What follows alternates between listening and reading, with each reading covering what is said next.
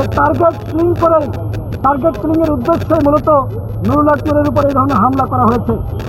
নুরুল হক নূর এখনো পর্যন্ত ঢাকা মেডিকেলের আইসিইউতে কাতরাচ্ছে। গতকাল রাতে আমি তার সাথে দেখা করেছি এবং আমি তার সাথে কথা বলার চেষ্টা করেছি। অনেক মিডিয়াতে যে খবর আসছে যে পুলিশ নুরুল হক নূরকে আঘাত করেছে, কিন্তু এই খবরটি সঠিক নয়। মূলত সেনাবাহিনীর কতিপয় সদস্য নুরুল হক নূরকে চিনতে পারার পরেও একের পর এক তার উপরে আঘাত করেছে। আপনারা খেয়াল করে থাকবেন, একজন সেনা সদস্য সে লাঠি দিয়ে নুরুল হক নূরের বুকে আঘাত করেছে। অর্থাৎ আমরা সন্দেহ করছি এইখানে চিকিৎসা হলে নুরুল হক নূরের নিরাপত্তা বিঘ্নিত হতে পারে এবং তার জীবনের ক্ষেত্রে এক ধরনের ঝুঁকি নেমে আসতে পারে। বিভিন্ন সময় এই ধরনের ঘটনা ঘটেছে যে ইঞ্জেকশন পুশ করে একজন জাতীয় নেতা বা জনপ্রিয় নেতাকে মেরে ফেলা হয়েছে।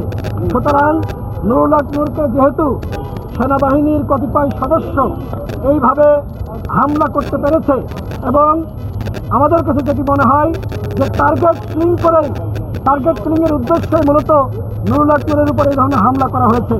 আমরা সরকারের কাছে আহ্বান জানিয়েছি একটি তদন্ত কমিটি গঠন করেন। কিন্তু সরকার বলেছে বিচার বিভাগীয় তদন্ত কমিটি তারা গঠন করবে। আসলেই তারা সেটি করবে কিনা সেটি নিয়ে আমাদের কাছে সন্দেহ রয়েছে।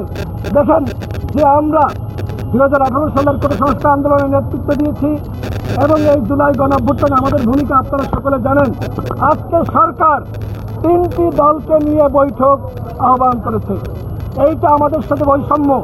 গণঅভ্যুত্থানের আমরা যারা অন্যান্য অংশীজন রয়েছি আমাদের সবার সাথে এক ধরনের বৈষম্য করছে সরকার। সুতরাং সরকারের উপরে আমরা পুরোপুরি আস্থা রাখতে পারছি না। সরকার যে তদন্ত এবং বিচারের কথা বলছে এবং সহানুভূতি জানিয়েছে, প্রতিবাদ জানিয়েছে, আপনারা সরকারে আছেন, যারা এই হামলা চালিয়েছে আপনারা কি গ্রেপ্তার করার জন্য নির্দেশনা দিয়েছেন? আমার জানা মতে এখনো পর্যন্ত গ্রেপ্তার করার নির্দেশনা দেওয়া হয়নি। হামলা তো করেছে সেনাবাহিনী এবং পুলিশ।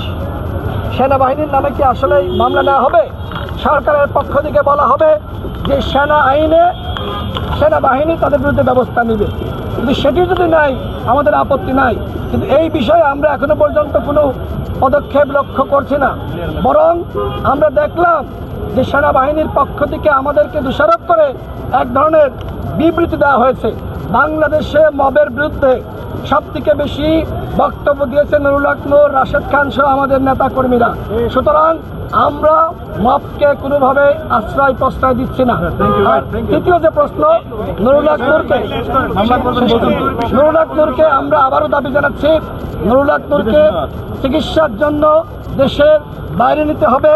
দেশে অবশ্যই তার ভালো এবং উন্নত চিকিৎসার ব্যবস্থা আছে, কিন্তু আমাদের কিছুটা সংশয় এবং সন্দেহ রয়েছে, যে কারণে আমরা দাবি করছি নুরুল হক নূরকে উন্নত চিকিৎসার জন্য দেশের বাইরে নিতে হবে। আরেকটি প্রশ্ন বিভিন্ন জায়গা থেকে আসছে, সেটি হলো এই ঘটনাকে কেন্দ্র করে নির্বাচন বানচাল হবে কিনা। আমরা বলি যে নির্বাচনের সাথে এই ঘটনার কোনো সম্পর্ক নাই। নির্বাচনের গতিতে চলবে। এই ঘটনাকে কেন্দ্র করে নির্বাচন বানচালের কোনো সুযোগ নাই। ধন্যবাদ সবাইকে।